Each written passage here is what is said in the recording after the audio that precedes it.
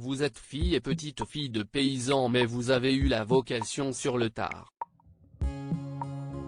Marion débat, j'avais un sentiment de répulsion vis-à-vis de la ferme de mes grands-parents car il y faisait froid et ils étaient un peu rudes.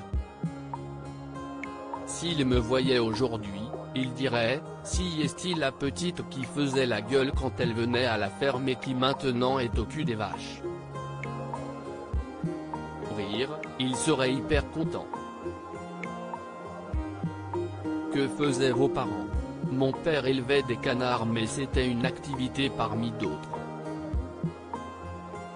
La transmission ne s'est pas faite avec une ferme mais psychologiquement et philosophiquement. J'ai grandi dans un village de montagne. J'allais traire les chèvres chez mes voisins, Jeannot et Marie, pour avoir ma petite tasse de lait. J'allais aussi jouer au milieu des moutons. J'ai baigné dans les champs occitans qui ne racontent que des histoires de paysans. Tout cela a contribué à ma vision de la paysannerie. Quel a été le déclic?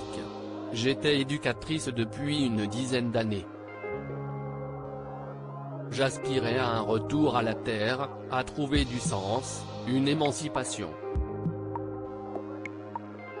Cela a du sens de produire de l'alimentation pour les autres. J'aime vivre avec mes animaux. Tous les jours, je me mets un petit coup de pied aux fesses. Je fais des choses que je n'aurais jamais faites et j'apprends tout le temps. Quoi par exemple?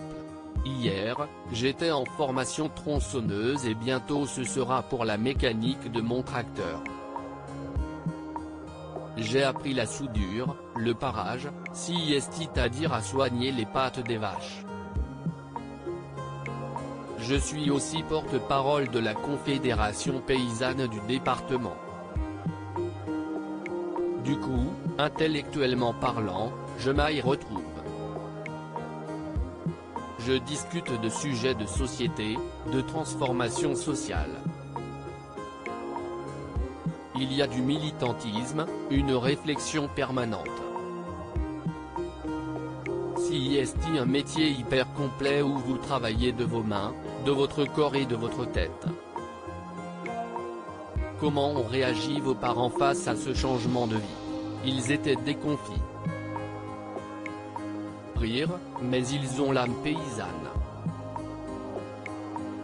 Ils se sont fait à l'idée même s'ils restent inquiets, une fille toute seule dans ce métier difficile physiquement et psychologiquement.